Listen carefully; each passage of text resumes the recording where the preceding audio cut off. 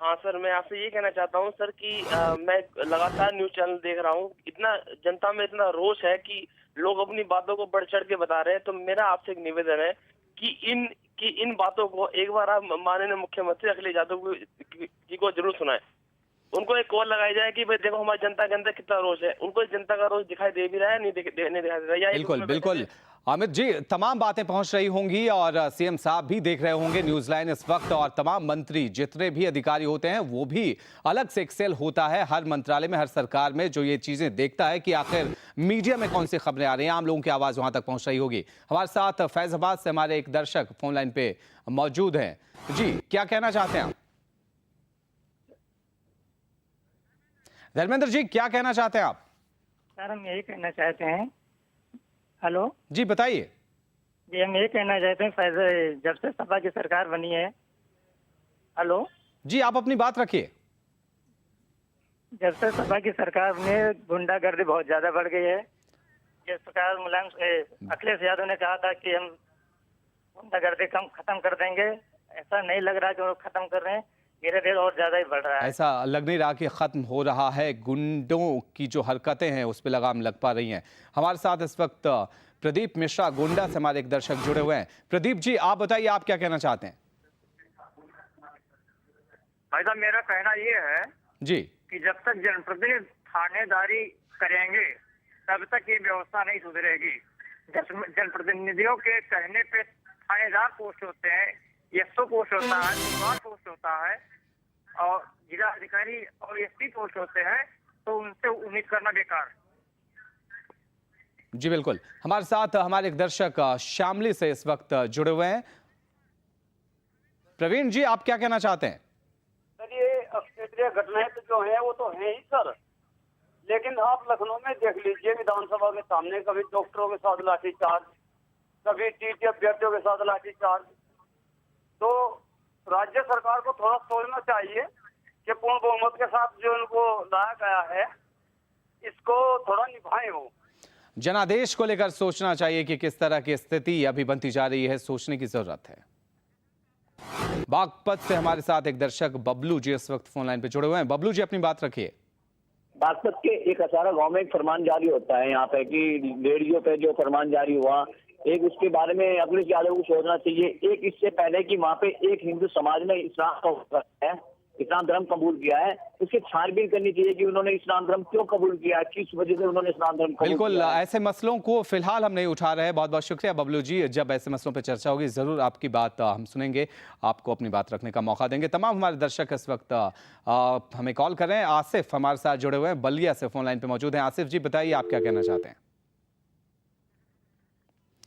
तो लगातार हमारे तमाम दर्शकों की राय हमने आप तक पहुंचाई, ये बताने की कोशिश की कि आखिर क्या प्रतिक्रिया आम लोग अपनी राय देते हैं। आम लोगों की राय में कोई लाग लपेट नहीं होता, सीधे सीधे अपनी बात कहते हैं। और तमाम बातों से जो एक बात नजर आ रही है उससे ये बात साफ है कि कानून व्यवस्था की खराब स्थिति आम लोगों को निराश करती हुई जा रही है। शामली से हमारे एक दर्शक इस वक्त नसीम जुड़े हुए हैं। नसीम साहब, अपनी बात कहिए। अरे क्या गुंडागर्दी, कैसा मुख्यमंत्री बिठा दिया आपने? बहुत बहुत शुक्रिया आपका। चोखेलाल इस वक्त हमारे साथ हरिद्वार से हमारे एक दर्शक मौजूद हैं। चोखेलाल साहब, बताइए, आप क्या कहना चाहते हैं? हमारा सर इसमें ये कहना है, जब तक जनता जो है, जनता बराबर 5 साल एक ही सरकार को नहीं चुनेगी। सितारगंज से जितेंद्र हमारे एक दर्शक फोन लाइन पे जुड़े हुए हैं। जी बताइए जितेंद्र जी। नमस्कार, आपका मैं बहुत बहुत आभारी हूँ जो आप इस तरीके के जितने भी मुद्दे हैं जो सामाजिक परिवेश को बदलने में बहुत बड़े सहायक है। हेलो जी बिल्कुल, बताइए जितेंद्र जी, अपनी बात रखिए। जी सर, मैं ये कहना चाहता हूँ सर, ये जितने भी आज की तारीख में जितने कानून प्रक्रिया हैं उन्हें पूरी तरह चेंज कर देना चाहिए।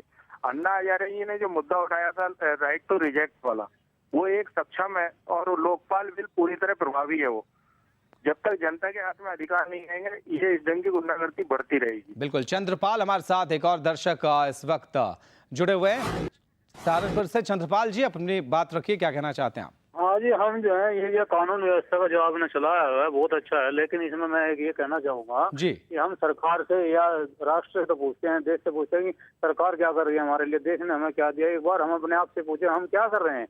अरे जहाँ क्राइम होता है वहाँ दर्शक बन के खड़े रहते हैं, क्यों नहीं हम किसी सरकार या पुलिस की इंतजार करते, क्यों नहीं हम उसका मुकाबला डट करके सामूहिक रूप से। बहुत बड़ा सवाल आपने उठाया है, बहुत बड़ा सवाल है आपका, और ये बातें आम लोगों तक पहुंचेंगी कि हमें भी सोचने की जरूरत है।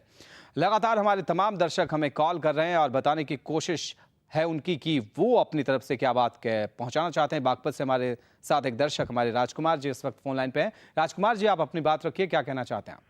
सर, मैं ये पूछना चाहता हूँ कि चारों तरफ जो ये हाहाकार गुंडाराज की मची हुई है, क्या हमारे युवा सीएम साहब इसको संभाल पाएंगे? जी बिल्कुल, बहुत बहुत शुक्रिया आपका। दिनेश कुमार इस वक्त गोंडा से हमारे साथ एक दर्शक बने हुए हैं। दिनेश जी, आप अपनी बात रखिए, क्या कहना चाहेंगे आप? हाँ, मुझे ये कहना है उत्तर प्रदेश सरकार से कि उनको सपा सरकार की जगह खपा सरकार रख देना चाहिए नाम। क्यों? इनको अपने शासन का नाम अब खपा प्रदेश कर देना चाहिए, खाप प्रदेश।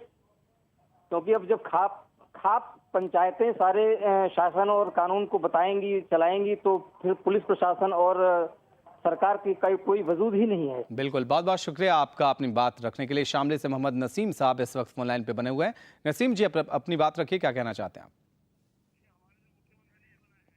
तो लगातार हमारे तमाम दर्शक अपनी राय रख रहे थे और बताने की कोशिश थी कि किस तरह से आम लोगों की प्रतिक्रिया दिखाई दे रही है इस तरह के हालात पर। आम पब्लिक क्या कह रही है, कैमरे की नजर से आपको इस वक्त दिखाते हैं। इस प्रदेश में हम महिलाएं अपने आप को बिल्कुल भी सुरक्षित महसूस नहीं करती हैं। आए दिन हम अखबार में पढ़ रहे हैं कि किस तरह नन्ही प्यारी सी बच्चियों के साथ क्या हादसे हो रहे हैं। तो जब एक नन्ही सी बच्ची सुरक्षित नहीं है तो फिर हम महिलाएं कैसे सुरक्षित हो सकते हैं? बाहर जब निकलते हैं तो इतना मतलब सेफ नहीं लगता है। ऐसा लगता है कि अभी लड़के बदतमीजी करेंगे या कुछ भी, मतलब आसपास देख के कॉन्फिडेंस नहीं रहता है बाहर निकलने का। हमेशा मैं सोचती हूँ कि अकेले जाने से बेटर है अपनी मम्मा को ले जाऊँ या घर से कोई भी मेरे साथ चले। सरकार जब से बदली है क्राइम बहुत जोरों पर है और रोज़ पेपर उठा के देख लो, अपहरण, लूट, हत्या, मर्डर रोज़ हो रहे हैं। तो इससे ये लगता है कि शायद सरकार बदलने के बाद जो है वो अपराधियों के हौसले बुलंद हुए हैं और कानून व्यवस्था कहीं कुछ नहीं है। कानून व्यवस्था की तो ये बात है कि जो पुलिस वाले ही हैं वही नंबर 1 है आजकल इस चीज़ में। जब उनके पास बिना वर्दी के जो होते हैं, आप देख लीजिएगा 80% जो है पुलिस वाले होंगे जो लड़कियों के साथ छेड़छाड़ कर रहे होंगे। अभी आप देख लीजिए मेरठ में ही जब मायावती की सरकार थी तो होली पे इतनी ज्यादा दंगा गुंडाई हुई थी वहाँ पे, और गुंडाई करने वाले कोतवाली के सारे ये लोग थे, सिपाही वगैरह थे। तो आप ये बताइए कानून काम नहीं हुआ है। ऐसा तो किसी एंगल से नहीं लगता कि कानपुर में क्राइम कम हुआ है। आए दिन न्यूज़पेपर में देखने पे क्राइम बढ़ ही रहा है, कम का कोई सवाल ही नहीं पैदा होता है। मर्डर केसेस हैं, रेप केसेस हैं, बच्चों के साथ जो हो रहा है, लेकिन इससे प्रशासन कोई कुछ और सरकार इसकी तरफ ध्यान ही नहीं दे रही है। और ख़ासकर तो कानपुर शहर में तो कोई ध्यान ही नहीं देता है। गवर्नमेंट अपना काम कर रही है, कानपुर शहर तो जैसे उनके उत्तर प्रदेश। आम पब्लिक क्या कह रही है, लगातार इन बातों को सुन रहे थे। हमारे साथ अरविंद मोहन जी भी जुड़े हुए न्यूज़ रूम से। अरविंद जी, चाहेंगे कि आप अंतिम टिप्पणी इन पूरे मामले पर दें, क्योंकि जिस तरह से आम पब्लिक के अंदर का गुस्सा है वो बाहर आया है। न्यूज़ लाइन पर आप लगातार सुन रहे होंगे आवाज़ें, लोग क्या कह रहे थे सरकार को लेकर, कानून व्यवस्था को लेकर। नहीं, शासन को तो अपना काम करना ही होगा, सबसे पहली शुरुआत तो उधर से ही होगी। और हमने पिछले रेजिम में भी देखा है इसी उत्तर प्रदेश में कि सिर्फ जब कानून का मामला आता था तो उस पर अमल होना शुरू हो गया था, उतने से ही फ़र्क हो गया। अगर जरा हम पड़ोस के बिहार पे नज़र डालें तो एक आदमी की इच्छा शक्ति से बिहार जो इससे बदतर हालत में था उत्तर प्रदेश से अपराध के मामले में, वहाँ चीज़ें काफ़ी तेज़ी से बदली हैं। वो सिर्फ इसलिए कि शासन ने अपनी ओर से किसी की पक्षधरता बंद कर दी और जहाँ भी सज़ा दिलाने का काम हो वहाँ सरकार की तरफ से कोई कोताही नहीं हुई। तो अगर उत्तर प्रदेश में सिर्फ यही हो जाए कि कुछ लोगों को सजा दी जाए पॉलिटिकल और कानून को अपना काम करने दिया जाए, तो ये हालत बदलने में बहुत ज़्यादा वक्त नहीं लगेगा। लेकिन इसके लिए बड़ी राजनीतिक इच्छा शक्ति की जरूरत होगी और नौजवान चीफ मिनिस्टर से ये उम्मीद करके ही लोगों ने उनको वोट दिया था। उम्मीद करनी चाहिए कि आज के बाद वो कुछ इस किस्म का फैसला लेंगे जिससे जो भी कोई अपराध कर रहा है उसको सबक मिले और बाकी लोगों को ये डर हो कि हम अगर करेंगे तो हमारे साथ भी उससे ज़्यादा बुरा हो जाएगा। अगर हमने गलत किया तो हमारे साथ बहुत बुरा हो सकता है, कह रहे थे अरविंद मोहन। और इच्छा शक्ति अगर हो युवा मुख्यमंत्री जिस पे भरोसा किया अखिलेश यादव पे आम लोगों ने, तो भरोसा कायम इस लिहाज से कि अगर अखिलेश चाहेंगे तो सूरत बदलते ज्यादा देर नहीं लगेगी। उम्मीद यही की जानी चाहिए कि हालात अब बदलेंगे। तस्वीर जो इस तरह की बनी हुई है हमारे इर्द गिर्द, ये तस्वीर इस तरह की नहीं रहेगी। इस तरह से लोग दहशत में जीने को मजबूर नहीं होंगे। अरविंद मोहन हमारे साथ जुड़े हुए थे न्यूज़ रूम से, हमारे खास मेहमान। बहुत बहुत शुक्रिया अरविंद जी। और इस खास पेशकश में फिलहाल आज इतना ही। लगातार हम हक की आवाज़ में ऐसे मुद्दों को उठाते रहेंगे।